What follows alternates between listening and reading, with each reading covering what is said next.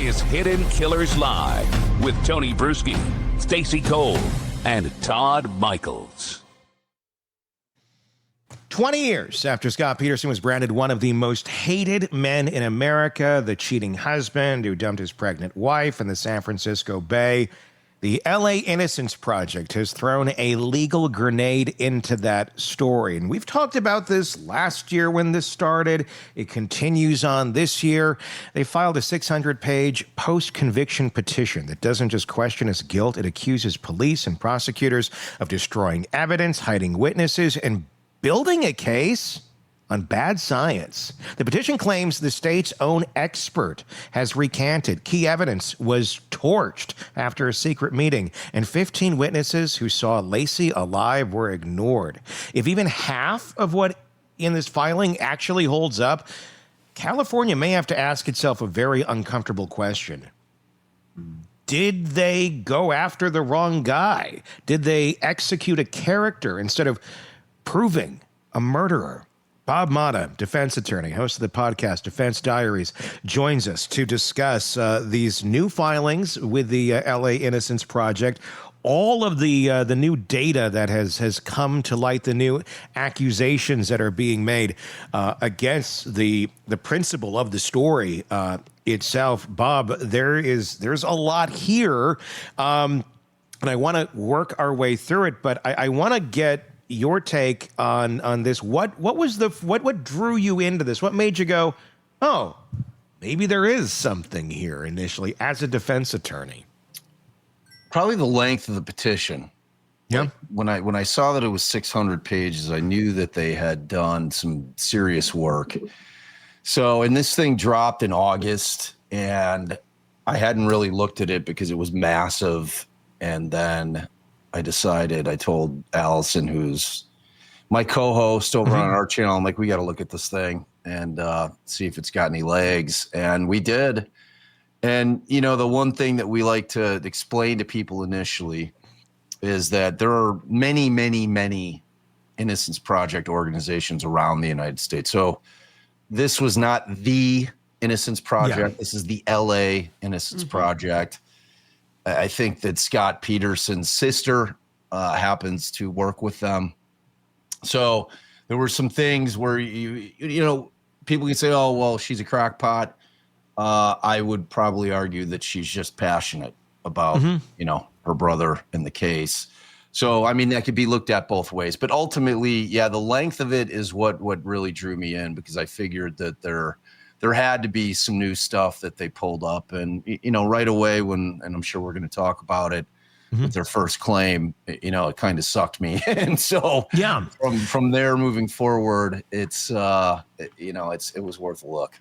And I'm going to say to everybody, just, you know, for a moment, I mean, this is a very emotionally charged story where a lot of people, they get in Nancy Grace mode, where it's like, you're evil, you're the devil. Okay, just take a step back for a moment, and let's just look. Let's do the what if scenario on this, and that's what we're going to do, because we can, after we do it, everyone can take a breath back and go, okay, let's compare that to this and make the decisions then. But it's important to be able to consume the information without pushing it all back immediately. So let's do that. Let's start with what they're saying was false scientific evidence, and that starts with the gestational age of baby Connor. The prosecution's star expert, Dr. DeVore, Dr. Terry DeVore testified in 2004 that fetal growth data proved Laci and baby Connor died on or before December 24th of 2002, the day that Scott had gone fishing.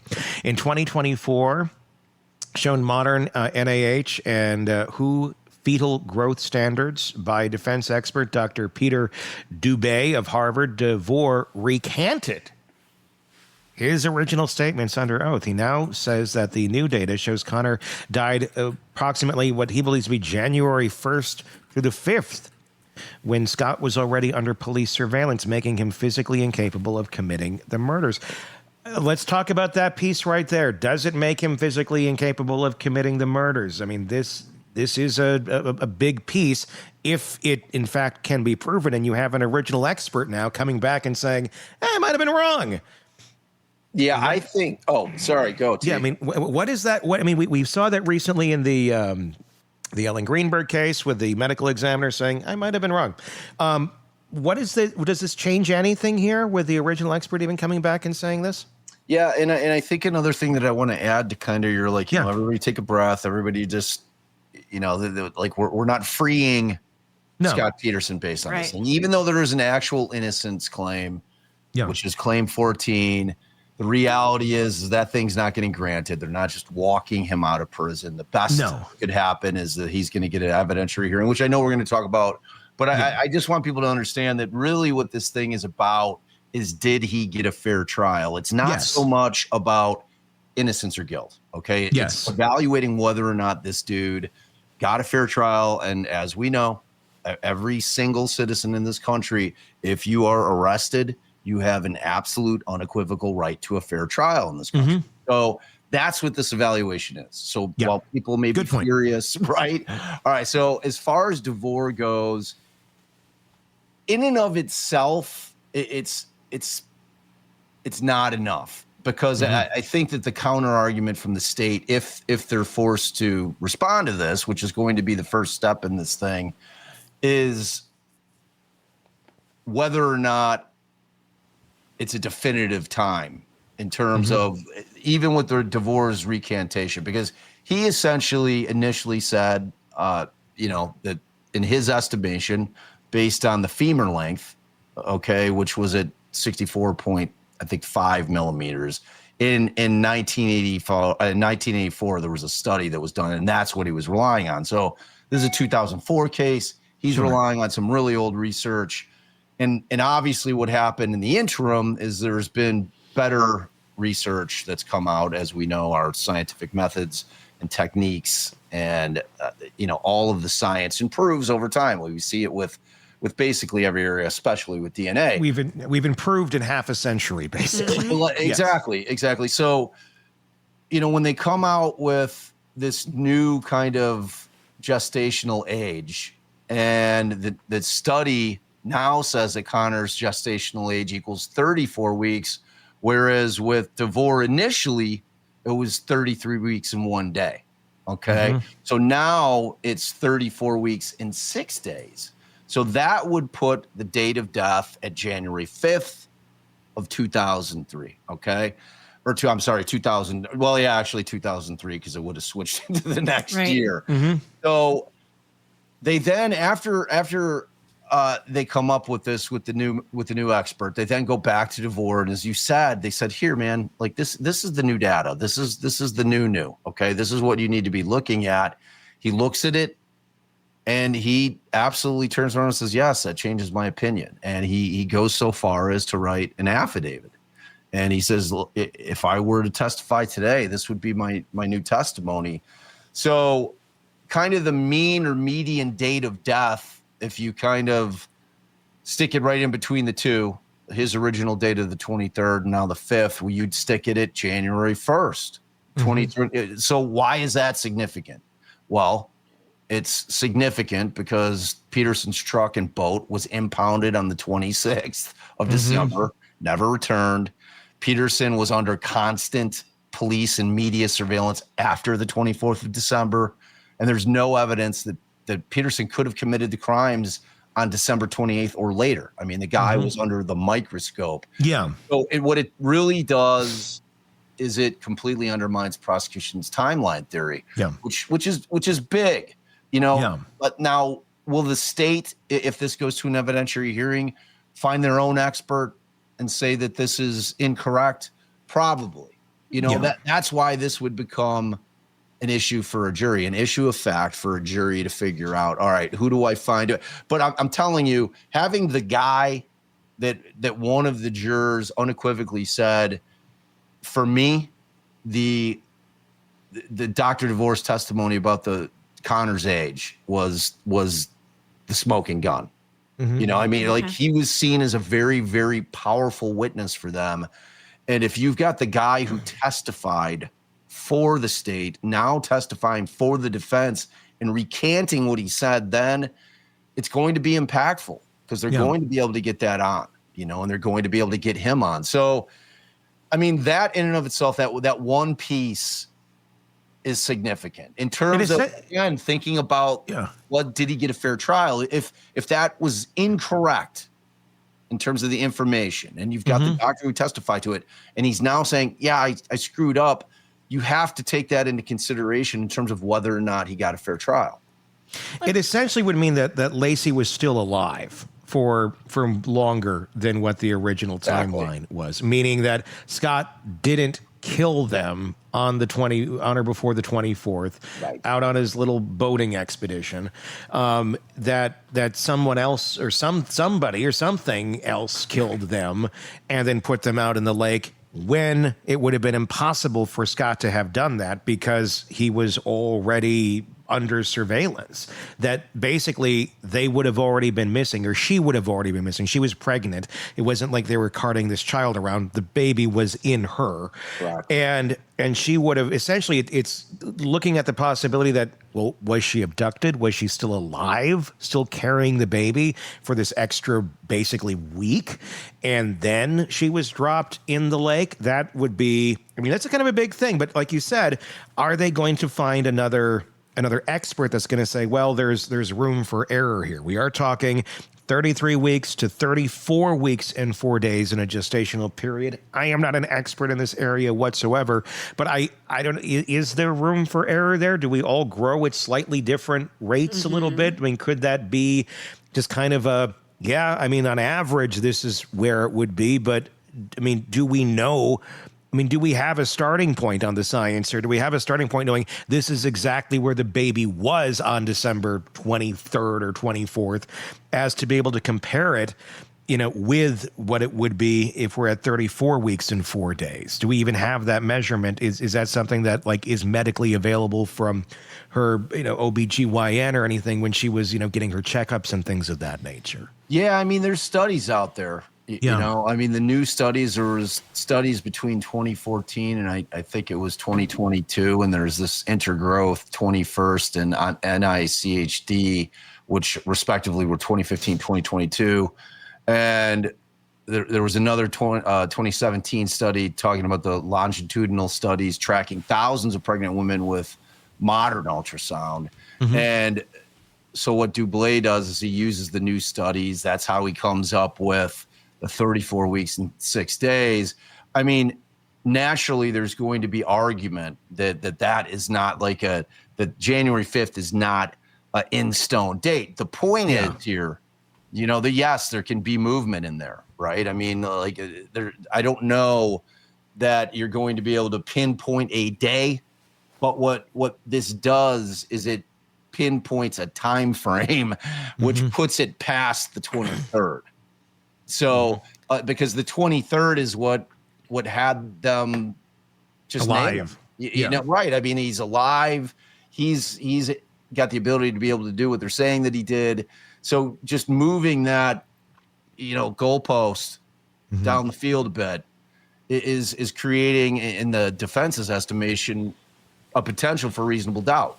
Yeah. So, and like I said, the state will put on their own expert. They'll say, well, it could have been as early as the 23rd, based on, just all these different factors. So I'm sure that they'll find somebody who'll say that. But when you have somebody that's going to be able to counter it this time, and you have the guy who said that it was on the 23rd the first time testifying on behalf of Scott Peterson, it's going to be impactful with the jury. It just will be. And then ultimately it's up to the jury to decide. Now they're going to look at all the other evidence that we're going to go through and talk about. But I mean, for a jump off point, it's a pretty strong way for the defense to be able to start. I've got a question. So I followed this case quite extensively as it was happening, because how could you not? It was everywhere. It was on every tabloid. It was on every news show. They were always talking about this. Yep. So my question now, with some of this evidence that's come out, is it possible that maybe Scott he wasn't the one who physically killed her, but what if he set it up because he had this other relationship? She had a baby in her that he didn't want to have. he wanted out of the marriage. This was the easiest way to do it. So maybe he set it up. So maybe he didn't physically do it. Could he have behind the scenes set it up for her to be killed? So you're asking if he could have hired somebody to do it. Correct. So, I mean, I'm assuming that they could certainly use that, but I mean, they're going to have to look at the banking records. Sure. I mean, because one thing that comes along with, as we know from the Adelson case, is that you have to pay hitmen, right? Right. You know, Layaway plans. I mean, come on. They had the blue light special over there. You know, they didn't have Venmo back then. Yeah, no Venmo. And, you know, the reality is that Scott and Laci had a joint account, you know, like with the boat thing, which I'm sure we're going to talk about. Right. Like that money came out of the joint account. You know, that was a big thing that she didn't know about the boat. You know, they've gone to great lengths to prove that was incorrect.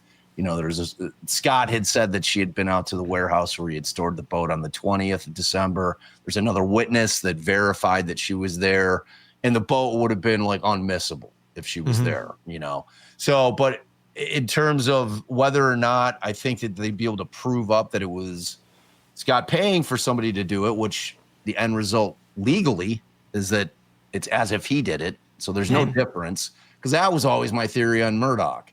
Like I just thought that Murdoch hired a couple of meth heads to do this because he couldn't actually do it, but he wanted it done just because he didn't want to have to deal with the aftermath of all the shit that was coming down the pike. So, you know, I mean, I don't know that they'd be able to kind of show the money side of it just because they had all the bank accounts, they had all that stuff. You know what I mean? And I'm sure at least one cop like was able to peek just a little bit outside of the tunnel that they were all looking in and be like, well, what happens if it wasn't him and it was but he hired somebody? You know, somebody must have thought of that must have popped in somebody's head. It's like, could he have? I mean, anything could pop, but is there any evidence to point in that direction? No. Yeah, there isn't anything in that case that points that way. I think would be, you know, another point of this, the oceanography. We're getting into oceanography on this. The point of where the bodies were found, false oceanography evidence anchored at Brooks Island. The prosecution expert David Chang testified currents proved that Laci's body was dumped where Scott fished. A 2024 hydrodynamics analysis by Dr. Fegan of Texas A&M using Army Corps software showed bodies dumped there where they claimed the bodies were dumped, or the body of Laci was dumped with Connor inside of her, would not have drifted north. It would have drifted north, not south. And modeling shows the remains were placed at the Albany Bulb, accessible by land, consistent with third-party disposal. Not exactly Scott's boat, which is another thing. I mean, we're talking about currents, and they certainly do play a big role in where things end up when you dump things in water.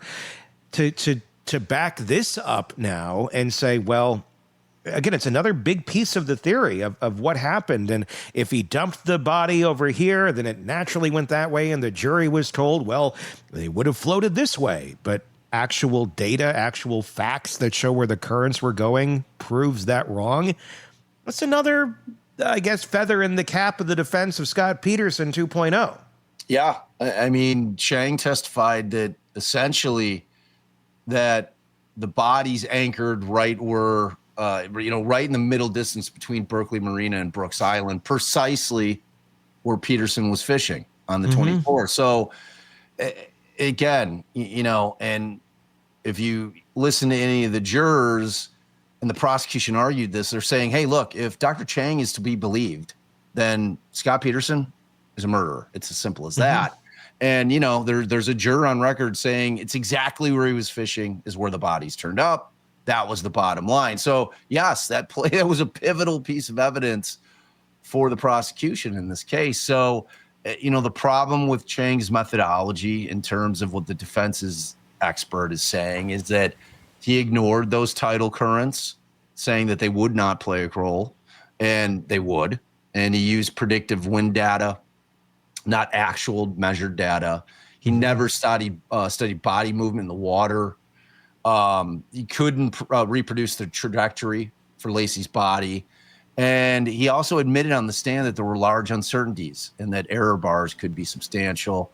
And, you know, in his 2012 declaration, he acknowledged if bodies moved at different times, the anchor point could have been different. So he backtracked a little bit too. And, you know, Fegan, who is the defense's new expert, he did this this new flow modeling thing, this 3D flow modeling, and he built this state-of-the-art like hydrodynamic model, and it's using like historical wind, tide, and like freshwater or discharge data. And this was not available in 2004. Again, sure. we're seeing new technology that is just available now and is going to give us better results and more accurate results and more trustworthy results. And the key finding is that water movement in that part of the bay is that it's always nearly always counterclockwise towards the northwest. So ultimately what that would mean is that where they're claiming the body would have been found, or where they would have actually drifted, is that Albany Bulb area, was never searched. It's too shallow for boats. And, you know, they're also arguing as to that Laci's pants had like pink staining, and they thought that would have been from red algae. Okay. And red algae is a very predominant plant species between Albany Bulb and Point Isabel, where Laci was recovered. And so there was no evidence whatsoever that Peterson fished at Albany Bulb. And Albany Bulb also had land access, meaning that you didn't need a boat to get bodies to the water. So, I mean, again, this thing is effective in the sense that it completely contradicts the prosecution's theory in terms of that Scott dumped the bodies. You know, and I've seen, there's still one online, one of these YouTube videos where they have, because Laci being 8 months pregnant at the time, I think her weight was 150. Okay. In the prosecution's theory, they were also talking about these 4 anchors, these concrete anchors that they're claiming that Scott made in his, you know, anchor factory at his warehouse. And, you know, those all add like 12 pounds. And then you've got Scott, who's over, 200 pounds. And, you know, so there's this guy who's got, probably just, it's a dummy that they weighed out to be 150, the approximate weight of Laci. They put it in an identical boat to what Scott had. They had where Scott would have to be standing in order to get 150 pounds over the side. And people understand, like, if you don't know what Scott's boat looked like, Google it.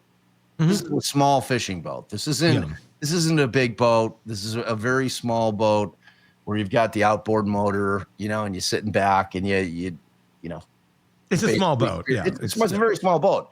So, and it's got kind of the bench seats, it's got like 3 bench seats, with these gaps in between. So in theory, in the state's theory, Laci would have had to have been in between, one of the bench seats, and he'd have to be standing there, kind of lugging her up and getting her to be able to kind of shove her over the side of the boat. The problem is, if you've got her anchored, you've got that additional weight on her, and you've got Scott all on one side of this boat, the boat is taking on water, at least should be.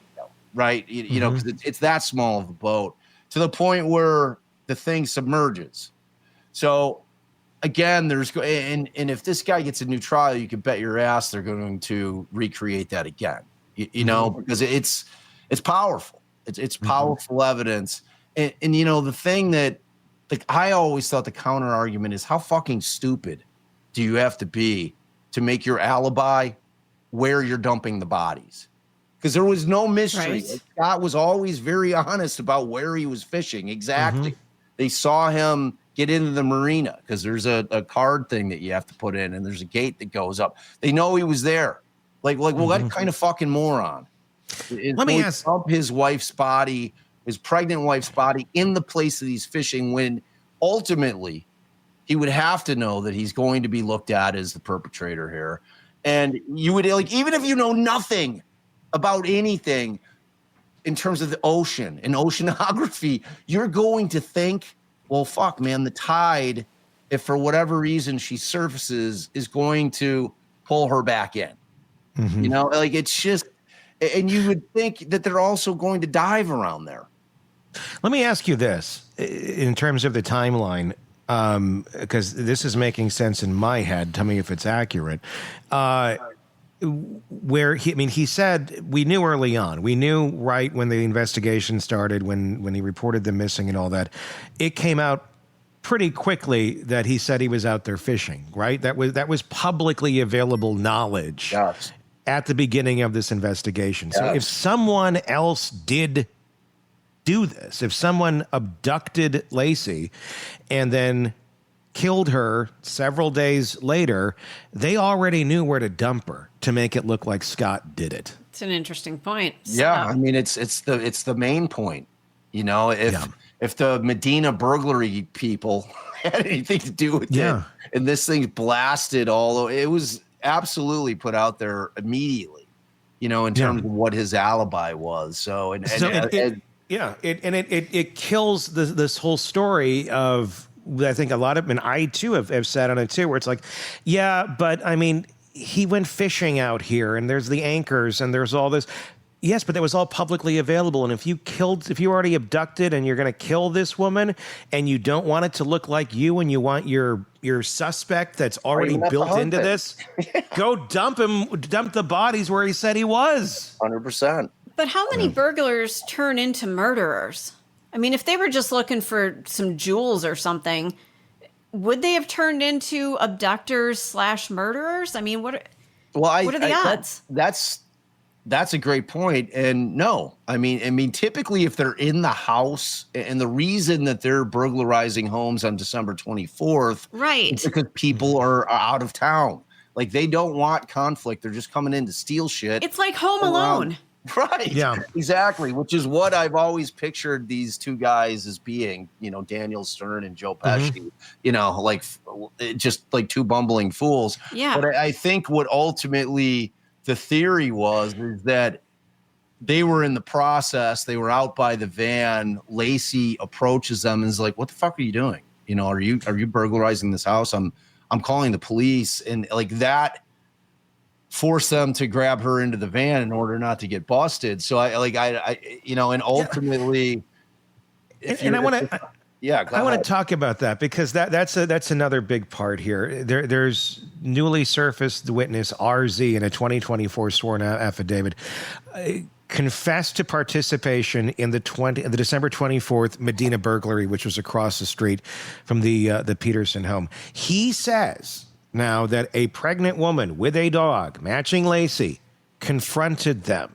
Burglar Stephen Todd, he said, this is a claim that he threatened her to go home. That places Laci alive after Scott left and links her disappearance to the burglars, not to Scott. And the mindset of this, I think, is important too, because the other argument, I had this conversation yesterday off the air about, well, why, if you were a pregnant woman, if you were anybody for that matter, and you see your neighbor's home being burglarized, are you going to go and approach them? Are you going to go, "What are you guys doing? I'm going to call the police"? I don't think so. But I don't know that Laci thought it was a burglary. If I'm out walking my dog in my neighborhood and I see a van and they're taking stuff out of a home, but it doesn't look like, you know, masked people and it doesn't look ominous. It just looks like, well, maybe people are moving or something. That's what would go through my mind immediately is like, oh, are they moving? I would not be thinking it was criminal. I would be thinking, oh, what's going on? And just in a very friendly way, like, hey, what you guys up to? Just neighborly conversation. And then maybe very quickly she realizes, oh shit, this is not just, you know, they're not moving somebody off to college here or something. This is something else. She goes back in and we have a couple burglars here in this scenario. And we have to, for a moment, not put them all together in terms of, well, they're all going to be doing the exact same thing and they're all agreeing to the exact same way of handling this situation. You may have some that went on their way and knew, and okay, well, the neighbor might have seen us, but whatever, we got out of there. And you may have one that went back and thought, we got to get rid of that bitch because she saw us. And I don't care what they think, but I'm not going to get caught, and I'm going to do what I'm going to do about this. Right. And that could easily explain why the other burglars, can easily swear up and down and say, no, we didn't do anything to her whatsoever. There's several of them. One of them could have made that decision. It didn't have to be a collective choice by the group. Yeah, 100%. And RZ would be the third burglar, right? Yeah. And and this guy doesn't come forward until January of 2025. After the Netflix special. Yes. So, it's kind of a weird thing to come forward on if you weren't involved. You know what I mean? It's like I'm trying to understand where this guy's motive would be to inject himself into this situation where he's never had any ramifications from it, and we're 21 years after the trial.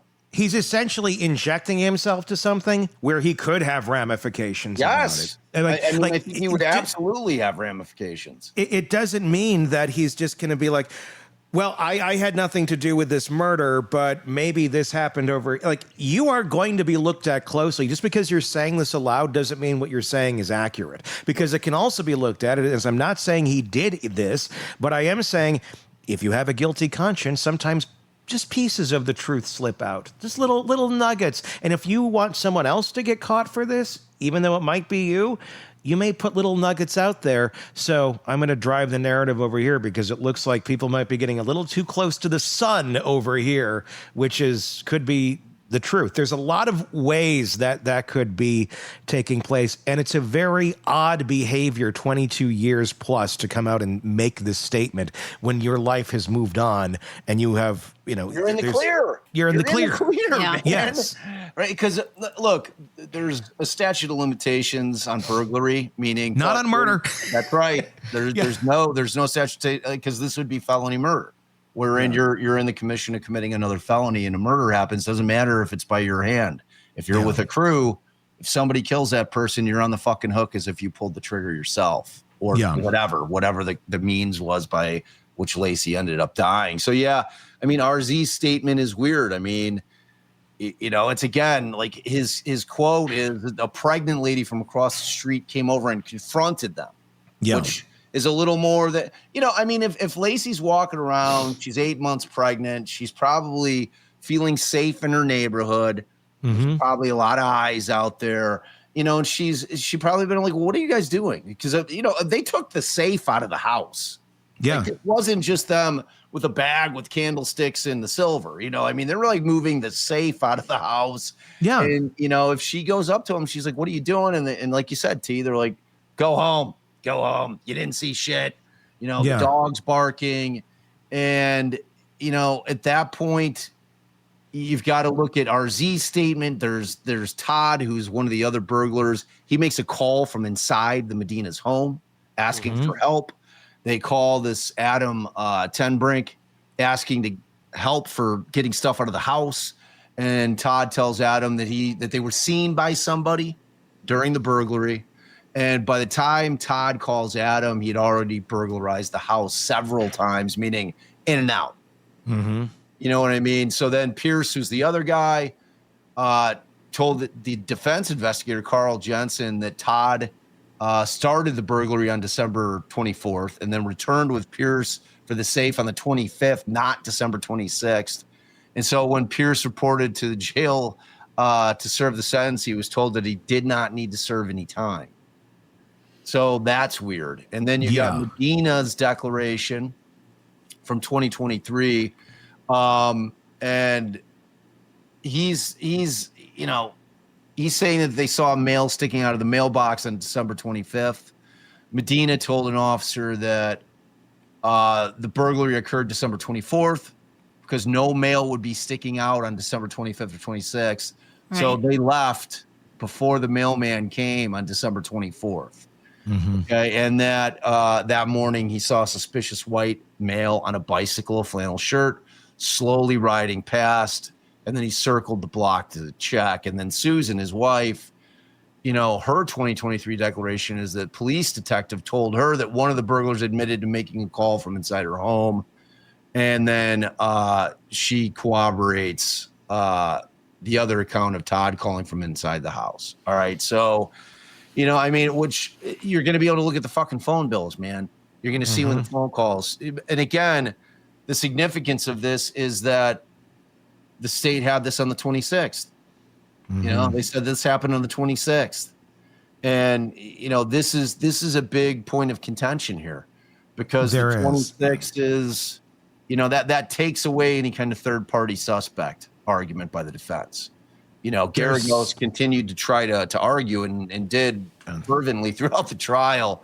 But, the state did a very effective job in moving that date to the 26th.